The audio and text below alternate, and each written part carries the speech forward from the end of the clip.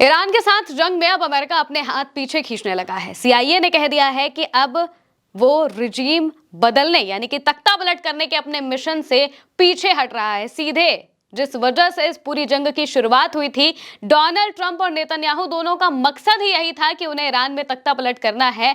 अब उस काम को करने से खुद सीआईए ने मना कर दिया है। अमेरिका की खुफिया एजेंसी, जो कि अंदर अंदर घुसकर किसी भी देश को बर्बाद करने की ताकत रखती है, वो एजेंसी कह रही है कि हम ईरान में तख्ता पलट नहीं कर पाएंगे और अब हम इस मिशन से पीछे हट रहे हैं। अपने सभी एजेंट्स को उन्होंने कह दिया है कि जो भी इस मुद्दे पर काम कर रहा है वो सभी तत्काल इस काम को बंद कर दे, क्योंकि रिजीम चेंज तो होने से रहा और अब सीआईए के एजेंट्स के ऊपर बहुत मुश्किलें भी ईरान में पड़ने लगी हैं। ईरान अपने देश के बाहर के दुश्मनों से तो लड़ ही रहा है, लेकिन देश के अंदर के दुश्मनों को भी लगातार पकड़ रहा है। 500 से ज्यादा लोगों को ईरान में गिरफ्तार किया जा चुका है जासूसी करने के मामले में। इनमें कई मोसाद के एजेंट्स बताए जा रहे हैं, कई सीआईए के एजेंट्स बताए जा रहे हैं और कई रिपोर्ट्स में इस बात को कहा जा रहा है कि ईरान में आने वाले कई सालों तक तख्ता पलट की कोई भी कल्पना नहीं कर सकता है, क्योंकि ऐसा नहीं होने वाला है। तख्ता पलट होता है जनता के कहने से, लेकिन जनता मौजूदा वक्त में ईरान की मौजूदा सत्ता के पूरी तरह से साथ दिखाई दे रही है, जिस वजह से अब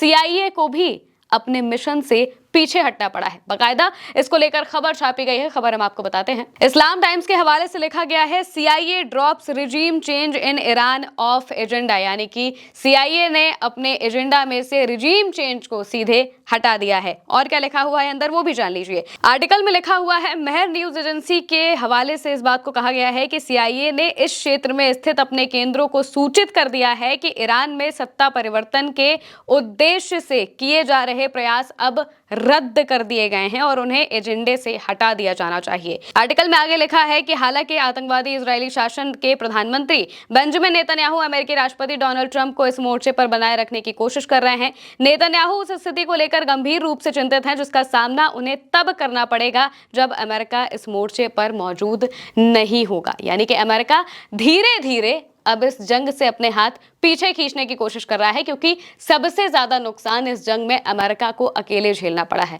अमेरिका का इतना नुकसान आज तक किसी देश ने नहीं किया होगा जितना अकेले ईरान ने कर दिया है।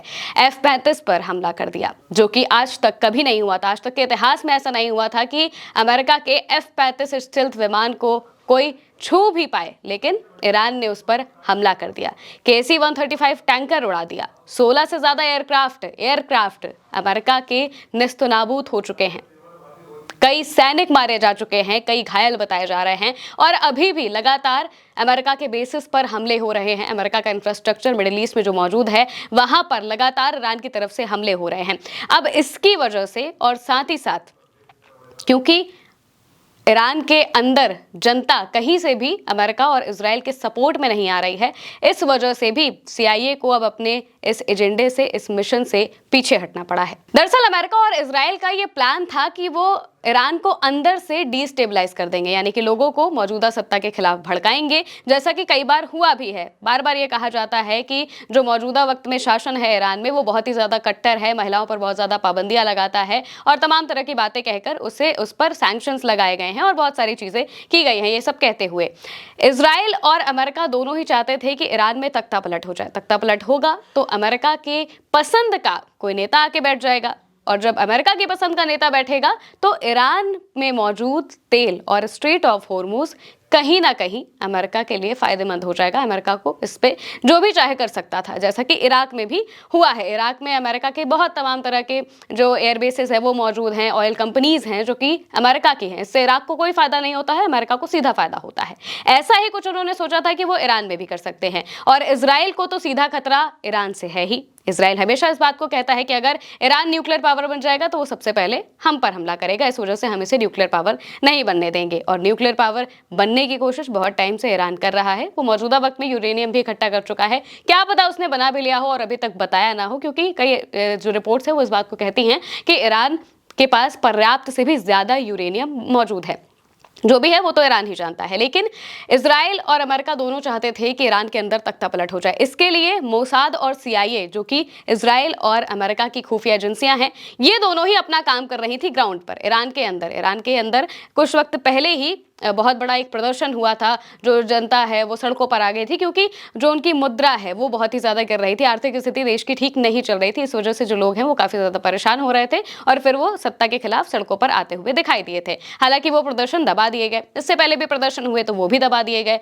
अब इजराइल और अमेरिका को लगा कि अगर वो ऊपर से हमला करेंगे तो सत्ता कमजोर हो जाएगी, जो शासन है वो कमजोर हो जाएगा, और जब शासन कमजोर होगा तो जनता शासन को उखाड़कर फेंक देगी। लेकिन जनता ने ऐसा नहीं किया। पहले हमले में जब सुप्रीम लीडर खामनेई की जान चली जाती है, उनके साथ साथ टॉप लीडर्स को इजराइल की तरफ से मार दिया जाता है, तो ये सभी चीजें ईरान के अंदर बैठी हुई जनता के लिए अपने देश के प्रति प्यार को और ज्यादा जगा देती है, एकता को और ज्यादा जगा देती है। उन्हें इस बात का पता चलता है कि हम सत्ता के खिलाफ है, सत्ता से हमारे जो भी मतभेद है वो हो सकते हैं, लेकिन कोई बाहरी आकर हमारे देश में मौजूद लोगों को मारे, हमारे प्रतिनिधियों को मारे, ये भला हम कैसे बर्दाश्त कर सकते हैं।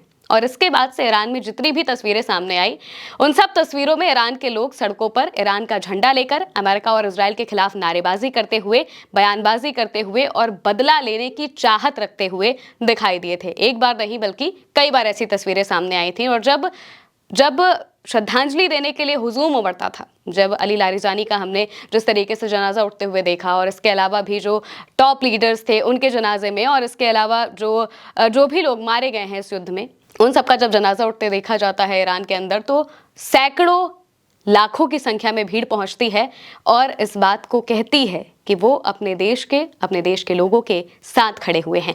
इस वजह से अब ईरान के अंदर तख्ता पलट तो कहीं से भी नहीं हो सकता है। कुछ वक्त पहले एक रिपोर्ट भी सामने आई थी जिसमें ये बात बताई गई थी कि ईरान के अंदर मौजूदा वक्त में तख्ता पलट दूर दूर तक दिखाई नहीं दे रहा है कि ऐसा होगा, क्योंकि ये सारी चीजें होती हैं जनता की तरफ से। नेतन्याहू ने भी इस बात को कहा था कि हम तो सिर्फ ऊपर से काम कर सकते हैं, करना जनता को है, और मुझे नहीं पता कि जनता कब ऐसा करेगी, जनता कब सत्ता को उखाड़कर फेंकेगी। वो भी इस बात से अब हार मानते हुए दिखाई दिए थे। अमेरिका भी हार मानते हुए दिखाई दिया, और अब धीरे धीरे अमेरिका अपने सभी ऑपरेशंस को बंद करके चुपचाप इस जंग से निकलना चाहता है। और इसीलिए CIA ने साफ कहा है कि अभी जितने भी रिजीम चेंज करने के पीछे प्लान में लगे हुए हैं, जो एजेंट्स लगे हुए हैं, उन सबको कह दिया है कि ये मुद्दा अब हमारे एजेंडे से गायब हो चुका है, अब इस पर कोई काम नहीं करना है, इसे रद्द कर दिया गया है। यानी कि अमेरिका भी ईरान की ताकत को समझ रहा है और धीरे धीरे अपने पांव पीछे घसीटना शुरू कर चुका है। अमेरिका के युद्धपोत वैसे ही ईरान के आसपास से जा चुके हैं। इसके अलावा भी कहा जा रहा है कि अमेरिका जो आसपास के मिलिट्री बेसेस हैं जो मिडिल ईस्ट में मौजूद है, उन सब से भी अपने सैनिकों को वापस बुला रहा है, क्योंकि सैनिकों को बहुत ज्यादा नुकसान झेलना पड़ रहा है। उन्हें काफी सारे घायल हो चुके हैं, कई मारे गए हैं, और ये जवाब डोनाल्ड ट्रंप को देना पड़ेगा अमेरिका की जनता को कि आखिर ये कैसे हुआ। इस वजह से अब वो धीरे धीरे इस जंग से पीछे हट रहे हैं। अगर वो जंग से पीछे हटे तो नेतन्याहू अकेले पड़ जाएंगे। नेतन्याहू कहीं से भी नहीं चाहते हैं कि CIA और अमेरिका अपने कामों से पीछे हट जाएं, लेकिन मौजूदा वक्त में बिल्कुल ऐसा ही होता हुआ दिखाई दे रहा है, क्योंकि ईरान ने इतनी बुरी तरीके से अमेरिका को पछाड़ा है कि अब वो भी सीज फायर चाहते हैं। लेकिन ईरान ने साफ मना कर दिया है कि जब तक हमारी शर्तें पूरी नहीं होगी हम सीज फायर नहीं करेंगे, हम इसी तरह मारते रहेंगे। फिलहाल के लिए मेरे साथ इस खबर में इतना ही। आप देखते रहिए उल्टा चश्मा न्यूज़।